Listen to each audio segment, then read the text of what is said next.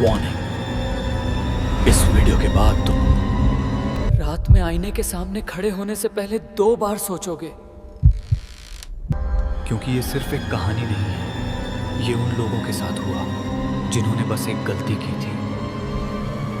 उस रात बारिश नहीं हो रही थी, लेकिन हवाओं में अजीब सी ठंडक थी। राहुल, समीर और निखिल तीनों पुराने दोस्त थे। कॉलेज के बाद पहली बार साथ रुके थे। राहुल के नए किराए के घर में, घर पुराना था और बेडरूम की दीवार पर लगा था एक बड़ा सा आईना। आईना इतना साफ था कि उसमें इंसान अपनी आंखों से ज्यादा साफ दिखे। रात के करीब 12 बजे समीर ने हंसते हुए कहा, यार इस आईने में कुछ अजीब सा लगता है। राहुल ने मजाक उड़ाया, लग रहा है क्या? लेकिन निखिल कुछ नहीं बोला। वह देर से उसी आईने को देख रहा था। अचानक आईने के पीछे से हल्की सी खरोंच की आवाज आई। तीनों चुप हो गए। तुमने सुना? निखिल ने धीमी आवाज में पूछा। राहुल ने कहा, शायद चूहा होगा। लेकिन फिर वही आवाज आई, इस बार साफ, जैसे कोई नाखून से कांच के पीछे कुछ खुरच रहा हो। समीर हंसा, चल यार, डरावना माहौल मत बना। राहुल ने हिम्मत करके आईने के सामने खड़े होकर कहा, अगर कोई है तो सामने आ। उसी पल आईने में राहुल की परछाई 1 सेकंड के लिए हिल नहीं पाई। राहुल तो हिल गया था, लेकिन उसकी परछाई वहीं रुकी रही। निखिल की सांस तेज हो गई। उसने कांपते हुए कहा, राहुल तू हिल चुका है ना? राहुल ने आईने की तरफ देखा। अब आईने में 3 नहीं 4 लोग खड़े थे। चौथा चेहरा बिल्कुल इंसान जैसा, लेकिन आंखें काली और मुस्कान बहुत गहरी। आईने के पीछे से आवाज आई, हमेशा से यही था, बस आज तुमने देख लिया। समीर पीछे हटते हुए चिल्लाया, ये मजाक बंद करो। लेकिन समीर की आवाज आईने में नहीं गूंजी। अगले ही पल आईने का कांच अंदर की तरफ धंस गया, जैसे पानी हो, और समीर की परछाई कांच के अंदर खिंच गई। समीर जमीन पर गिरा बेहोश। राहुल डर के मारे दरवाजे की तरफ भागा, लेकिन दरवाजा खुला ही नहीं। निखिल अब भी आईने को देख रहा था। उसकी आंखें फैली हुई थीं। वो झूठ बोलता है। निखिल बुदबुदाया। राहुल चिल्लाया, कौन? निखिल ने आईने की तरफ इशारा किया। जो सामने दिखता है वो असली नहीं होता। अचानक आईने में दिख रहा राहुल मुस्कुराया, जबकि असली राहुल रो रहा था। आईने के अंदर से आवाज आई, एक सच देखता है, एक झूठ मान लेता है और तीसरा चुप रह जाता है। अगली सुबह पड़ोसियों ने पुलिस को बुलाया। कमरे में समीर बेहोश था, राहुल सदमे में था और निखिल आईने के सामने खड़ा था। आंखें खुली थीं, लेकिन जुबान हमेशा के लिए बंद। आईना आज भी उसी दीवार पर है, और अगर तुम कभी देर रात आईने में खुद को देखो और तुम्हारी परछाई एक पल देर से हिले, तो समझ लेना तुम अकेले नहीं हो।